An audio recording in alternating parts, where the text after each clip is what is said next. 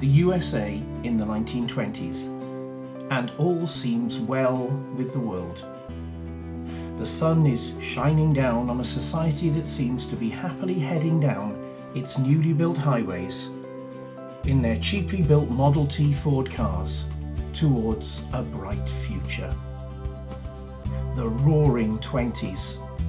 Roaring not just because of the noise of cars on the road, but also the roar of industry booming. Wealth increasing for the rich industrialists, and the growing roar of the city streets as they grew both out and upwards in a building boom. The jazz age is swinging into life in the speakeasies and dance rooms of New York, Chicago and New Orleans. Mary Pickford and Clara Bow are lighting up the silver screens of Hollywood and creating the new ideal of the flapper for young American women. Meanwhile, although Prohibition has banned the sale of alcohol, the cities of America party like never before, enjoying the illicit thrill of visits to the speakeasy. All seems well.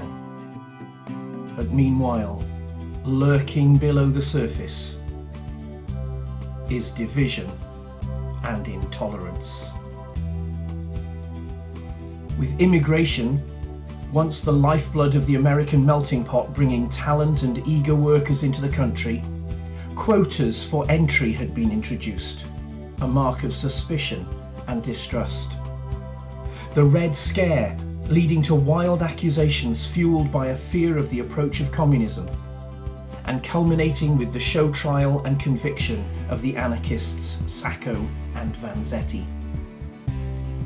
Linked to this suspicion of the outsider was the move towards isolationism, the creation of tariffs to protect American industry from competition, but which also ended up cutting off foreign markets for farmers, worsening the problems that they were experiencing.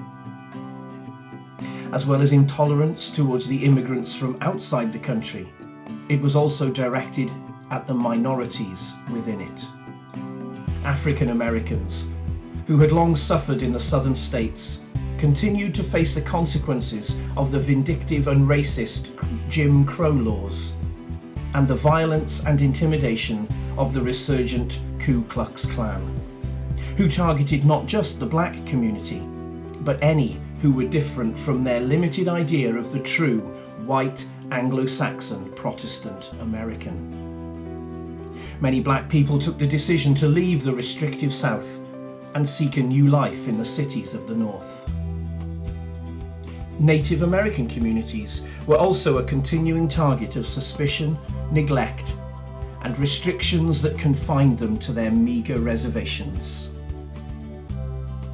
Religion was another bastion of division, with the Scopes monkey trial showcasing the rural strength of Christian fundamentalism, with its literalist views on creation and a host of other subjects.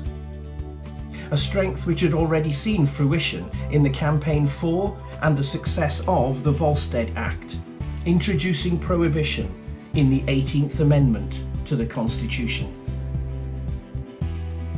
The place of women was another battleground, with young city flappers enjoying the freedom of independence in their jobs, in their leisure, and in their relationships, challenging the norms of traditional womanhood as wives and mothers.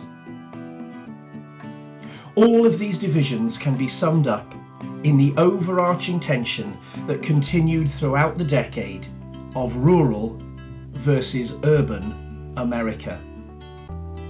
The rural farmers suffering, decreasing profits, hardship, where the cities grew with industrial strength year after year.